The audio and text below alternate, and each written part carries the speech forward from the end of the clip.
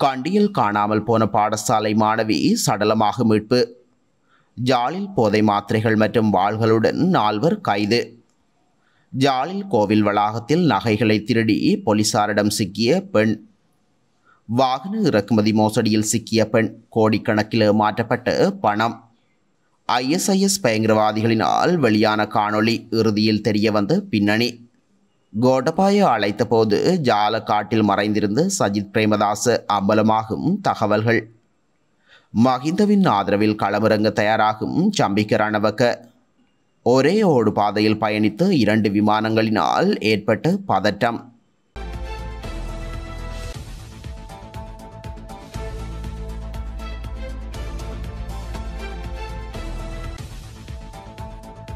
கண்டி மடுல்களைச் சேர்ந்த ஹரிவதனி என்ற உயர்தர மாணவி காணாமல் போன நிலையில் சடலமாக மீட்கப்பட்டுள்ளார்.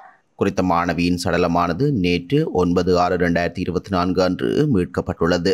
இந்த மாணவி கடந்த வெள்ளிக்கிழமை முதல் காணாமல் போயிருந்த நிலையில் தவறான முடிவெடுத்து உயிரிழந்துள்ளதாக கூறப்படுகின்றது. சம்பவம் தொடர்பில் போலீசார் மேற்கொண்ட விசாரணைகளின் போது மாணவியை யாரும் கடத்தவில்லை என தெரிய வந்திருந்தது. உயிரிழந்த மாணவியின் சடலம் பிரேத பரிசோதனைக்காக கண்டி போதனா வைத்தியசாலையில் வைக்கப்பட்டுள்ளதாக தெரிய வருகின்றது. யாழ்ப்பாணத்தில் 1000க்கும் மேற்பட்ட போதை மாத்திரைகள் மற்றும் வாளுடன் 4 போலீசாரால் கைது செய்யப்பட்டுள்ளனர். ஆனைக்கோட்டையைச் சேர்ந்த 4 யாழ் மாவட்ட விசேட குற்றத்தடுப்பு பிரிவினரால் 9/6/2024 நேற்று மாலை கைது செய்யப்பட்டுள்ளதாக தெரிவிக்கப்படுகின்றது. இந்த நிலையில் கைது செய்யப்பட்ட சந்தேக நபர்களிடமிருந்து விற்பனைக்கு வைக்கப்பட்டிருந்த 1000க்கும் மேற்பட்ட மாத்திரைகளும் மீட்கப்பட்டுள்ளன. இதன்போது கைது செய்யப்பட்ட 25, 24 வயதுக்குட்பட்ட இளைஞர்களை மேலதிக விசாரணையின் பின்னர் இன்று நீதிமன்றத்தில் முற்படுத்த நடவடிக்கை எடுக்கப்பட்டுள்ளது. யாழ்ப்பாணம் கண்ணாதட்டி காளிகோயில் கும்பாபிஷேகத்திற்கு வந்த அடியார்களின் தாலிக்கொடி மற்றும் நகைகளை திருடிய பெண்ணொருவர் கைது செய்யப்பட்டுள்ளார். யாழ்ப்பாண பிராந்திய போலீஸ் புலனாய்வு பிரிவினருக்கு கிடைத்த தகவலின்படி கண்ணாதட்டி காளிகோயில் இந்து இளைஞர்களின் ஒத்துழைப்புடன் குறித்த பெண் 1 மணி நேரத்தில் கைது செய்யப்பட்டுள்ளார். வவுனியா பூந்தோட்டத்தில் வசிக்கும் கொழும்பு வெள்ளம்பட்டியவைச் சேர்ந்த 27 வயதான பெண்ணே இவ்வாறு கைது செய்யப்பட்டுள்ளதாக போலீசார் தெரிவித்துள்ளனர். பெண்ணை கைது செய்து யாழ்ப்பாணம் போலீஸ் நிலையத்தில் தடுத்து வைத்து விசாரித்த போதே மறைத்து வைக்கப்பட்டிருந்த தாலிக்கொடி மற்றும் நகைகள் மீட்கப்பட்டுள்ளதாக போலீசார் தெரிவித்துள்ளனர். இந்த நிலையில் குறித்த பெண் மேலதிக விசாரணைகளுக்காக யாழ்ப்பாணம் பிராந்திய குற்றத்தடுப்பு பிரிவினரிடம் ஒப்படைக்கப்பட்டு நீதிமன்றத்தில் முற்படுத்தப்பட நடவடிக்கை எடுக்கப்பட்டு வருவதாக தெரிய வருகின்றது. வாகனங்களை இறக்குமதி செய்வதாக கூறி வர்த்தகர் ஒருவரிடமிருந்து 15 கோடி ரூபாய் பணத்தை பெற்றுக்கொண்டு அதனை மீள வழங்காமல் மோசடி செய்ததாக குற்றஞ்சாட்டப்பட்ட பெண்ணொருவரை போலீசார் கைது செய்துள்ளனர். மாகொல பிரதேசத்தைச் சேர்ந்த 54 வயதுடைய பெண்ணொருவரை இவ்வாறு கைது செய்யப்பட்டுள்ளார். இதன்போது சந்தேக நபருக்கு சொந்தமான சொகுசு கார், பல ஸ்மார்ட் கையடக்க தொலைபேசிகள் மற்றும் 2 மடிக்கணினிகளை போலீசார் கைப்பற்றியுள்ளனர். கொழும்பு உயர் நீதிமன்ற வளாகத்தில் தனது நண்பரினூடாக சந்தேக நபரை அடையாளம் கண்டதாக போலீசாரிடம் தெரிவித்துள்ளார். வாகனங்களை இறக்குமதி செய்வதாக கூறி சந்தேக நபர் இறக்குமதி செய்த வாகனங்களை சுங்கச்சாவடியிலிருந்து விடுவிக்க அவசரமாக பணம் தேவைப்படுவதாக கோரி குறித்த வர்த்தகரிடம் பணத்தை பெற்றுக்கொண்டுள்ளதாகவும் ஆரம்பகட்ட விசாரணைகளில் தெரிய வந்துள்ளது. இதன் பின்னர் குறித்த பெண் தம்மை சந்திக்கவில்லை என வர்த்தகர் போலீசில் செய்த முறைப்பாட்டின் பிரகாரம் சந்தேக நபர் கைது செய்யப்பட்டுள்ளார். சந்தேக நபரான பெண் பல பாரிய பண மோசடிகள் தொடர்பில் முன்னர் குற்றம் சுமத்தப்பட்டவர் எனவும் தெரிய வந்துள்ளது. இவருக்கு எதிராக கொழும்பு பிரதான நீதவான் நீதிமன்றம், களுத்துறை பிரதான நீதவான் நீதிமன்றம் மற்றும் மாளிகாகந்து பிரதான நீதவான் நீதிமன்றில் பல மோசடி வழக்குகள் உள்ளதாக தெரிய வந்துள்ளது.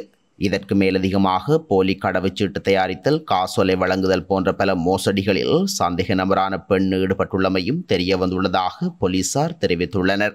சந்தேக நபரான பெண் கொழும்பு பிரதான நீதவான் நீதிமன்றத்தில் முன்னிலைப்படுத்தப்பட உள்ளதுடன் கொழும்பு குற்றத்தடுப்பு பிரிவினர் மேலதிக விசாரணைகளை மேற்கொண்டு வருகின்றனர்.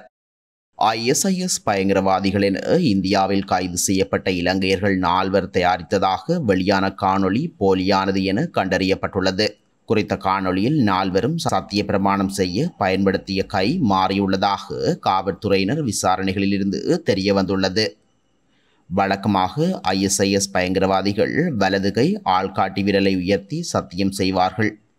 ஆனால் இந்த முறை இந்தியாவில் பிடிபட்டவர்கள் இடது கையை உயர்த்தி தவறாக காணொளி எடுத்துள்ளனர். இந்நிலையில் வெளியான காணொளி போலியானது என காணொளி எடுத்த நபரிடமிருந்து தகவல்கள் வெளியாகியுள்ளது. எவ்வாறாயினும் இது தீவிரவாத சம்பவம் இல்லை என தெரிய வந்துள்ள நிலையில் நாட்டின் நற்பெயருக்கு களங்கம் ஏற்படும் என்பதால் இது தொடர்பான அறிவிப்பை வெளியிடுமாறு வெளிவிவகார அமைச்சர் பொது பாதுகாப்பு அமைச்சுக்கு அறிவித்துள்ளதாக தெரிய வந்துள்ளது. முன்னாள் அதிபர் கோடபாய ராஜபக்ச 2022 பிரதமர் பதவியை ஏற்குமாறு அழைப்பு விடுத்த போது சஜித் பிரேமதாச ஜால காட்டில் மறைந்திருந்ததாகவும் அனுரகுமார கட்டிலுக்கு அடியில் மறைந்திருந்ததாகவும் அமைச்சர் மஹிந்த அமரவீர தெரிவித்துள்ளார். ஸ்ரீலங்கா சுதந்திர கட்சி தலைமையிலான புதிய கூட்டணியின் பொதுக்கூட்டம் நேற்று முன்தினம் பிற்பகல் அம்பலாந்தோட்டை நகரில் இடம்பெற்றது. ஒன்றிணைந்து முன்னோக்கி செல்வோம், நாட்டை வெல்வோம் என்ற தொனிப்பொருளில் விவசாயம் மற்றும் பெருந்தோட்ட கைத்தொழில் அமைச்சர் மஹிந்த அமரவீரவின் ஏற்பாட்டில் இந்த பேரணி இடம்பெற்றது.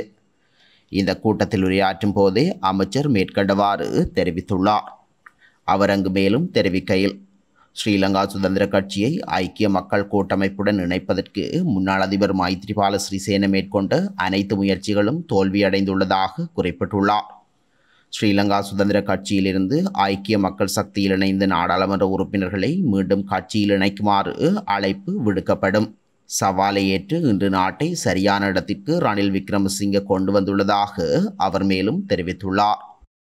ஐக்கிய குடியரசு முன்னணியின் தலைவர் சம்பிக்க ரணவக்க ஜனாதிபதி வேட்பாளராக போட்டியிட விரும்புவதாகவும் அதற்கு ஆதரவு வழங்க வேண்டும் என்றும் மஹிந்த ராஜபக்சவின் பொதுஜன பிரமுனரிடம் கோரியுள்ளதாக தகவல்கள் வெளியாகியுள்ளது. எதிர்வரும் ஜனாதிபதி தேர்தலில் நடப்பு ஜனாதிபதி ரணில் விக்ரமசிங்கே வேட்பாளராக இருப்பார் என்பதை நாட்டின் அரசியல் தரப்பினர் சில பிரிவினர் இதுவரை நம்பவில்லை என கூறப்படுகின்றது. குறித்த பிரிவில் முன்னாள் அமைச்சரவை அமைச்சரும் தற்போது புதிதாக உருவாக்கப்பட்ட ஐக்கிய குடியரசு முன்னணியின் தலைவருமான பாட்டலி சம்பிக்க ரணவக்கவும் உள்ளடங்கியுள்ளார். இந்த நிலையில் சம்பிக்க ரணவக்க தான் ஜனாதிபதி வேட்பாளராக போட்டியிட விரும்புவதாக மஹிந்த ராஜபக்சவுடன் தொடர்பு கொண்ட போது அவர் சமல் ராஜபக்சவை சந்திக்குமாறு கூறியுள்ளார். இதன்படி இடம்பெற்ற சந்திப்பின் போது ரணில் விக்ரமசிங்கவின் முடிவை தாம் எதிர்பார்த்து கொண்டிருப்பதாக சமல் ராஜபக்ச குறிப்பிட்டுள்ளார். இந்தியாவின் மும்பை சத்ரபதி சிவாஜி சர்வதேச விமான நிலையத்தில் 2 விமானங்கள் ஓடுபாதையில் ஆபத்தான வகையில் பயணித்தமையினால் பெரும் பரபரப்பு ஏற்பட்டுள்ளது. ஒரு விமானம் மற்றொரு விமானம் புறப்பட்ட அதே ஓடுபாதையில் தரையிறங்கிய காணொளியும் இணையத்தில் வைரலாகி வருகின்றது.